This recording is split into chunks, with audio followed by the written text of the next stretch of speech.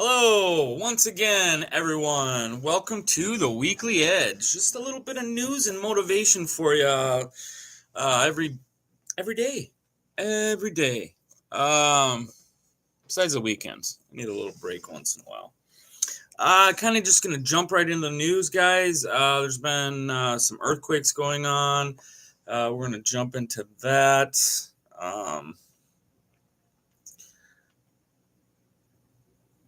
Yeah, tell me about the earthquakes.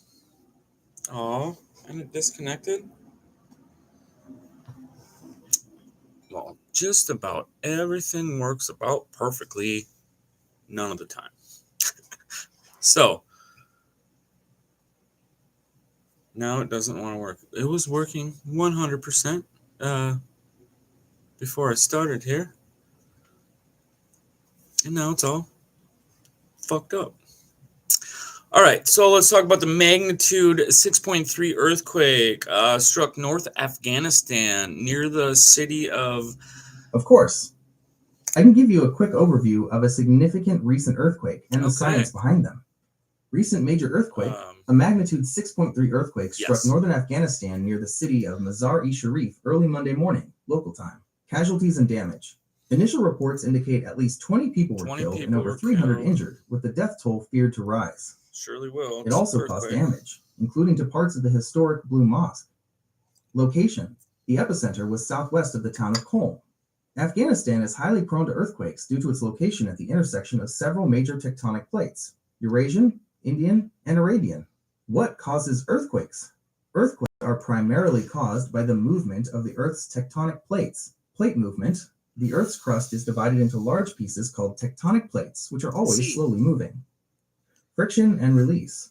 Where plates meet, at faults, they can get stuck due to friction. Information for you. Stress builds up as the plates continue to move. Sudden slip. When the stress overcomes the friction, the rock blocks suddenly slip past one another. This sudden release of stored up energy radiates outwards in seismic waves, causing the ground to shake. Would you like more details on the different types of seismic waves, or perhaps a look at earthquake risk in another region? No, let's dig a little deeper into that Afghanistan. Didn't they just get hit by a pretty big one not too long ago?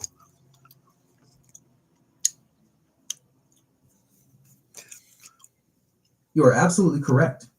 Afghanistan has been hit by a series of very destructive earthquakes in just the past 2 years, making the country's humanitarian crisis worse. Here is a look at the significant, devastating quakes that preceded the most recent one. Recent devastating earthquakes in Afghanistan. Date, magnitude, location, estimated fatalities, impact, August 31st, 2025, 6.0, Eastern Afghanistan, near the border with Pakistan, over 2,200. One of the deadliest tremors in recent history, killing thousands and injuring thousands more. October 2023, multiple 6.3s, Western Herat province, over 1,500. A cluster of 4 large earthquakes and aftershocks struck the region over a week, destroying over 63,000 homes. June 2022. That's crazy. 6.2. Eastern Afghanistan. Over 1,000, one of the deadliest quakes in 2 decades at the time. The most recent quake, November 2025, hitting northern Afghanistan, is the latest in this tragic pattern. The country's location at the collision point of the Eurasian and Indian tectonic plates makes it one of the most seismically active regions in the world, leading to these frequent and deadly events. Would you like to know more about the humanitarian response to these disasters, or perhaps the geological risks specific to the Hindu Kush mountain range where many of these quakes occur? No, let's jump on into some other news. What's going on in the world today? It's a little curious. What's going on? What did I miss? That's a great pivot. There are a few major global headlines today, Monday, November 3rd, 2025, covering politics, natural disasters, and key economic developments. Today's top world news. Typhoon Kalmegi approaches the Philippines. Thousands of residents are being evacuated from their homes in the Philippines as Typhoon Kalmegi closes in. Forecasters are warning of torrential rains, powerful winds, and dangerous storm surges. Nigeria and U.S. tensions over religious policies. International attention is on Nigeria as the government rejects claims of a Christian genocide. This comes after President Trump suggested he could consider military action or airstrikes to stop the alleged mass killings of Christians in the country. Sudan conflict and war crimes. Reports continue to detail a worsening humanitarian disaster and allegations of war crimes, particularly in El Fasher, as the conflict in Sudan continues.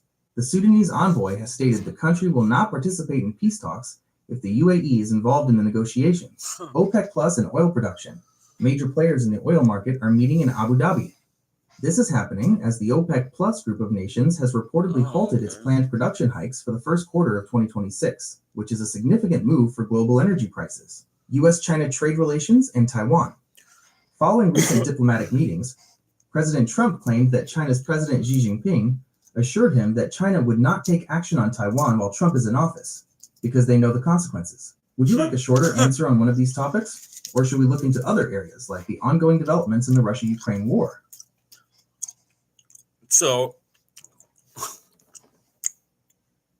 we got a strong president now, but in 3 years we'll take Taiwan if that Californian douchebag gets in.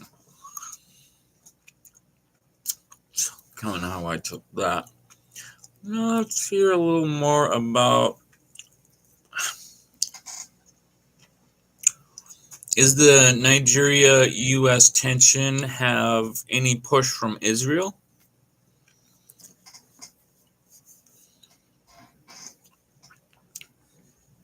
That is an insightful question, as the issue of religious freedom and conflict often involves complex international dynamics. While there is no direct evidence that the current Israeli government is officially pushing the U.S. action against Nigeria, there is an observable alignment of interests and rhetoric from certain groups. Lobbying groups and activism. Sources suggest that Israeli lobby groups have been operating in Nigeria, with one specific effort attempting to lobby U.S. Congress members to include Nigeria in the U.S.-Israel-Abraham Accords. These groups are often described as having an unavoidable loyalty to Israel.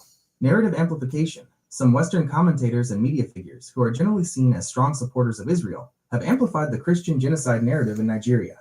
For example, some have explicitly compared the violence in Nigeria to the conflict in Gaza, arguing the former is so much more of a genocide attempt. Nigerian opposition to Israel. Nigeria has historically taken a supportive stance toward the Palestinian people, firm solidarity with Palestine at the UN General Assembly, and previously voted against the US's unilateral recognition of Jerusalem as Israel's capital. Some analysts view the focus on an imaginary genocide in Nigeria by Israeli-aligned social media assets as a strategic turn after diplomatic setbacks. In summary, the U.S. action is primarily driven by the alleged persecution of Christians as championed by specific U.S. political figures and religious freedom advocates. Right. However, the current tension exists within a broader geopolitical context where certain pro-Israel groups have a vested interest in Nigeria's alignment and the rhetoric surrounding religious conflict. Would you like to know more about the Nigerian government's official response to the Christian genocide claims? This is crazy.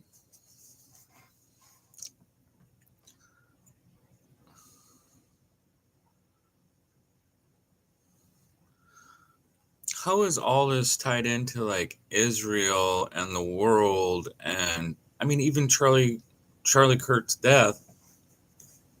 I think all of it is. That is a very complex question that brings together a current global news event, Nigeria/US tension, with a high-profile assassination and persistent conspiracy theories. There is no official or verifiable connection between Charlie Kirk's death, the US-Nigeria tensions, and Israel. However, the connection is being strongly driven by the political narratives and conspiracy theories that emerged after his death. Here is a short breakdown of how these elements are being tied together in public discourse. Charlie Kirk's death in Israel. The conspiracy. The event, Charlie Kirk, the conservative activist and founder of Turning Point USA, was fatally shot at a university event in September 2025. Authorities have charged a suspect who appears to have acted alone, calling it a, quote, political assassination. The Israel tie Kirk was a very vocal and staunch pro-Israel advocate. Following his death, a significant number of online conspiracy theories emerged, amplified by Iran-aligned networks and far-right domestic actors, claiming that Israel was somehow behind his assassination as retaliation for alleged recent mild criticisms Kirk had made against U.S. support for Israel, like some Jewish philanthropy toward universities. Right.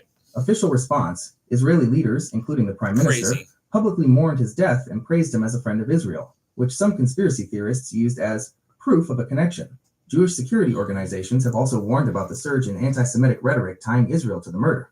The Nigeria tension and the world? The situation in Nigeria is a separate major event, but it is linked to the broader global religious and political conflict narrative that Kirk was known for championing. Kirk's stance. The entire premise of the US-Nigeria tension is the claim of a Christian genocide in Nigeria. Kirk was a high-profile figure who strongly advocated for the protection of Christians worldwide and was a leading voice in the culture war that viewed the US as needing to intervene in such conflicts. Connecting the dots, for those pushing the anti-Israel conspiracy surrounding Kirk's death, the Nigeria situation can be seen as another component of a large-scale religious and ideological conflict. The same groups that push the Christian genocide narrative in Nigeria are often staunchly pro-Israel, which complicates the narratives of those who blame Israel for Kirk's death. Essentially, Charlie Kirk's assassination has been used as an entry point for pre-existing, highly polarized global conspiracy theories that are entirely separate from the factual case, but which leverage the same themes: religious conflict, Israel's role, US foreign policy, that are at play in the Nigerian situation. Would you like a shorter answer focused on the specific, verified facts of the Kirk assassination? No. I think we all know what happened with Charlie by now.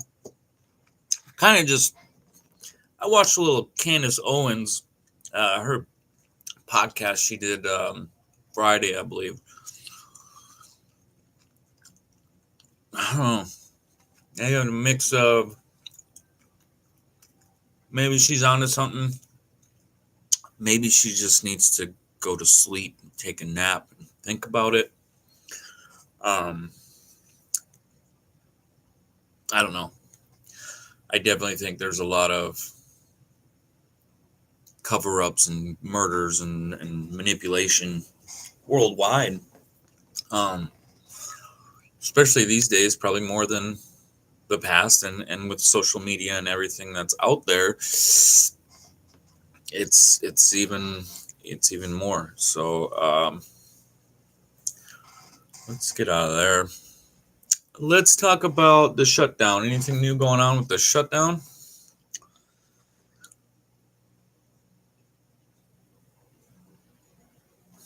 You are asking about a major ongoing event. Yes. As of today, Monday, November 3rd, days. 2025, the U.S. government shutdown is still in effect and is on the verge of becoming the asterisk longest in U.S. history.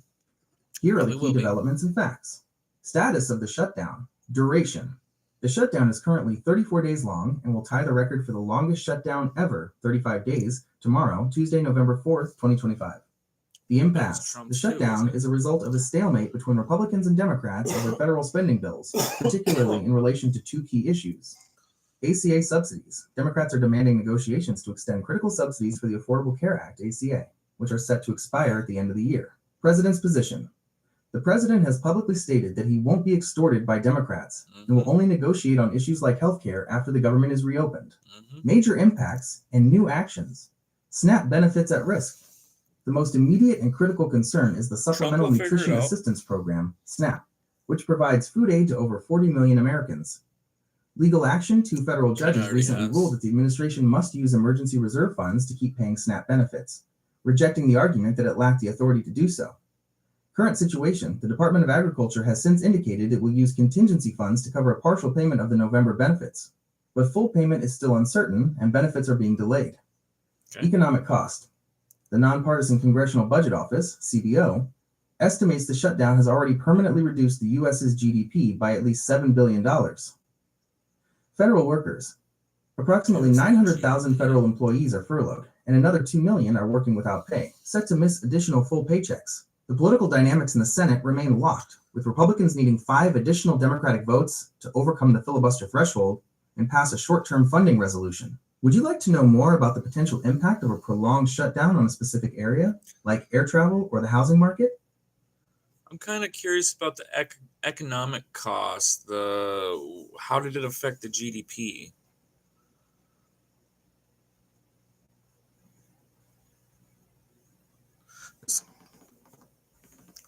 That is an important question.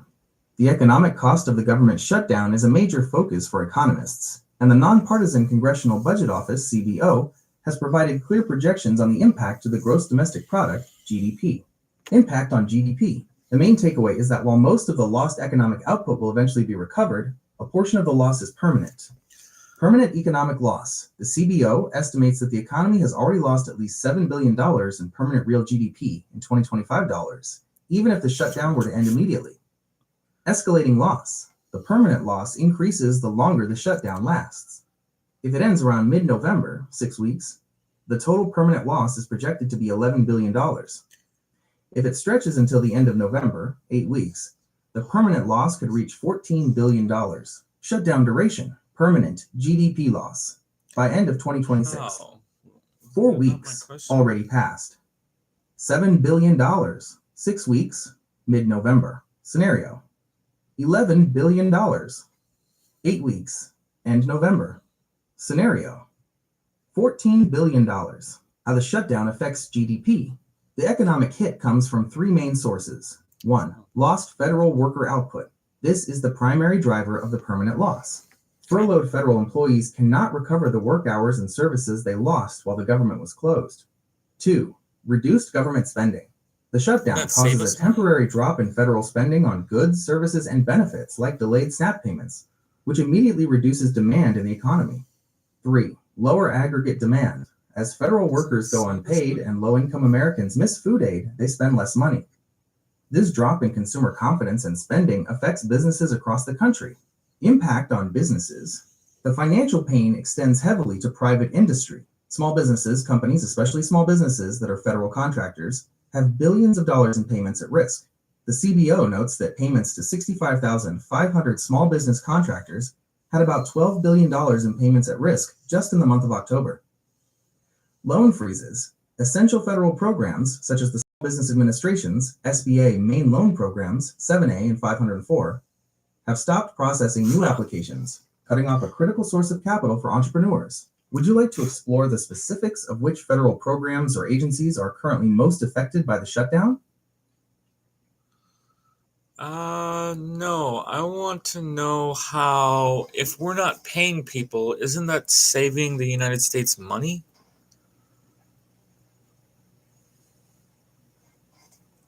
I don't know if that's how I want to put it, but that's a very logical thought, as the government is pausing payments to a huge number of workers. However, in practice, a government shutdown ends up costing the United States money rather than saving it, due to a combination of factors.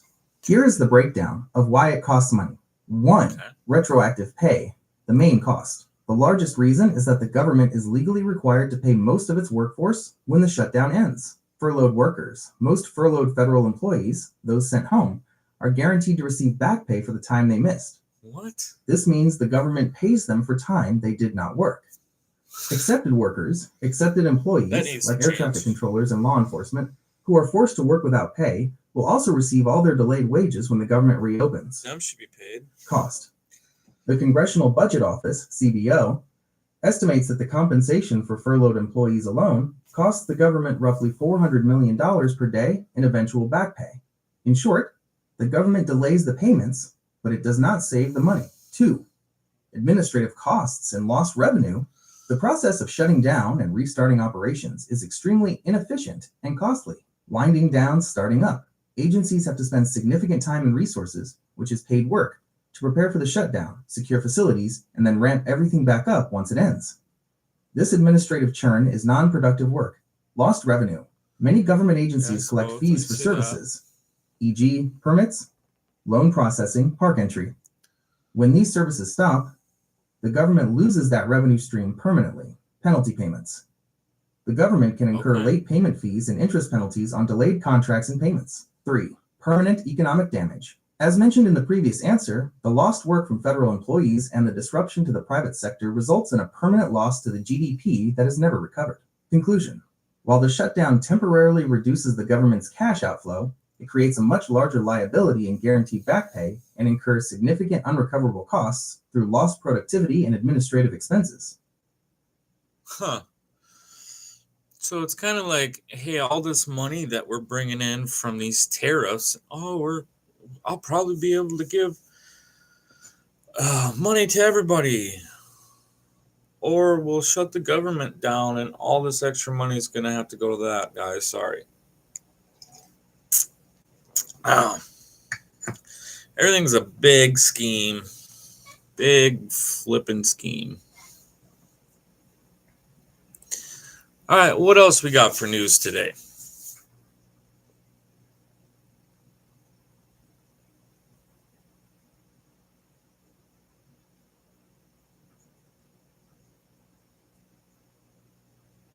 Or maybe we're just running a little slow today. It's windy out. Here are some of the major headlines and key developments in the news today. U.S. political and economy updates. Food aid funding dispute. A significant development in the government shutdown is the ongoing issue with the Supplemental Nutrition Assistance Program, SNAP, benefits. Federal judges have ruled that the administration must use emergency reserve funds to keep paying food assistance for millions of low-income Americans after payments were at risk of being cut off. The administration is seeking legal clarification on how to proceed. Tariff legal challenge. The Supreme Court is set to hear arguments this week on whether the current administration's sweeping global tariffs on numerous countries are legal under the International Emergency Economic Powers Act, IEEPA. This ruling could have major implications for U.S. trade policy. Administrative actions. Federal immigration authorities are reportedly taking an unprecedented step by ordering states to investigate whether over 170,000 Medicaid enrollees are ineligible due to their immigration status. International and world news. Global Heat Coalition. A new global coalition of 33 cities has launched the Cool Cities Accelerator at the C40 World Mayors Summit in Rio de Janeiro, pledging coordinated action to combat the dangers of extreme heat, a growing consequence of the climate crisis. ISRO launch. India's space agency, ISRO, successfully launched its Bahubali LVM-3M5 rocket, carrying the heaviest communications satellite the country has ever put into orbit. Cool. Iran nuclear plans. Iran's President Masoud Pezeshkian stated that Tehran plans to rebuild its nuclear facilities, quote, with greater strength, though he added the country does not seek a nuclear weapon. Developing stories. Stabbing in UK. A man has been charged following a mass stabbing incident on a train in Cambridgeshire, UK, which left multiple passengers injured. Earthquake in Afghanistan. A recent earthquake has reportedly killed at least 20 people and injured over 300, according to the health ministry. Would you like a more detailed... Has the death toll rise in Jamaica from the hurricane?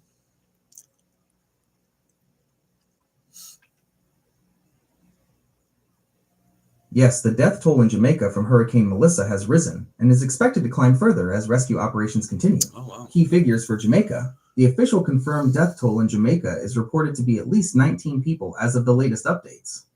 However, the government and aid officials have publicly stated that the number is expected to rise because many of the hardest hit particularly in western parishes like St. Elizabeth, were cut off by road debris and damaged communications. Okay. Regional impact. The hurricane, which made landfall in Jamaica as a powerful Category 5 storm, has caused significant casualties across the Caribbean. Haiti. The death toll is significantly higher here, reported at least 30 confirmed fatalities, with dozens more missing after catastrophic flooding. Oh, wow. Total casualties. The total death toll across the affected Caribbean nations, Jamaica, Haiti, Cuba, and the Dominican Republic, is currently reported to be over 50. Search and rescue efforts, supported by international teams, are focused on reaching the isolated communities to determine the full extent of the storm's impact.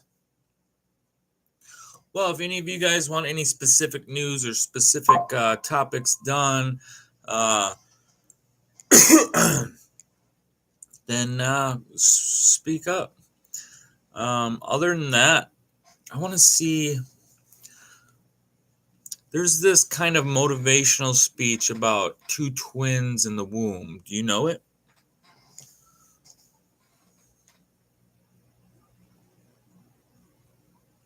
Let's see if it can say it. That's a well-known and powerful parable. Yes. You are likely thinking of the story called The Conversation in the Womb, or asterisk, the parable of the twins. It's a motivational and philosophical story used to inspire faith, hope, and trust in the face of the unknown. The core message: the story is a dialogue between two babies inside the womb. The Believing Twin argues that there must be a light. Yeah, don't tell me about it. Can you rehearse it? Let's see if that works. I cannot perform a verbal rehearsal or a full dramatic reading of the entire parable, but I can provide a shortened punt. Well, that's no fun, then. All right, so I'll try to murder this. Okay, so there's two twins in the womb. One was like, God, I don't want to murder it like that. Let's see. One was like, hey, there's pretty much Just like some people say there's nothing after this life on earth. Other people say yes, heaven, hell, all that shit. Kind of that same conversation, but to twins in the womb. And my aunt sent me that this morning, so I just kind of wanted to share that part with you. Summary of the key dialogue that captures the motivational essence you're looking for. I will focus on the core exchange between the two twins about life and the mother, keeping the answer shorter, as you prefer. The parable of the twins, key dialogue. The story is a debate between the two babies in the womb, a skeptic and a believer. Character, dialogue. The skeptic's view. Dialogue, the believer's response. Twin 1. Do you believe in life after delivery? Nonsense. What would that life be? Walking is absurd, and the umbilical cord is too short for any life outside. Of course, we are here to prepare ourselves for what we will be later. There will be more light, and we will move and eat in ways we can't understand now. Twin 1. Mother? You actually believe in Mother? That's laughable. If Mother exists, where is she now? I don't see her, so she doesn't exist. She is all around us. We are surrounded by her. It is in her that we live. Sometimes, when you are in silence and you really listen, you can perceive her presence and hear her loving voice. The underlying motivational message is one of faith. Just as the twin in the womb can't comprehend the reality of life outside, we must trust that the purpose of our current life is preparation for a greater, more vibrant reality that we cannot fully see or logically prove. And it's motivating. Find people that are better at speaking than I am, or AI is, and hear it. It's quite motivating. At the same time, as I grow, I don't know if I fully believe in either one. I think the more motivation and the more effort you put into this life, the farther you grow on this life. And I also think of there would have to be a heaven for everything. I don't know. I'm growing all the time. But think of how many mice and rats and insects, and why do they not go and we do? Lots of stuff to think about. But otherwise, that was your motivation for today and your news. I'm not going to bug you guys too much longer. Thanks for tuning in. And if you ever got anything you want me to look up or look into or break down, I'm your guy. Until next time, guys. Until next time. Let's see if this works. Nope. I was trying to do something else here, but that didn't work either. All right, there we go. Until next time, guys. I'm your host, Andrew Leach. Thanks for tuning in. See you tomorrow.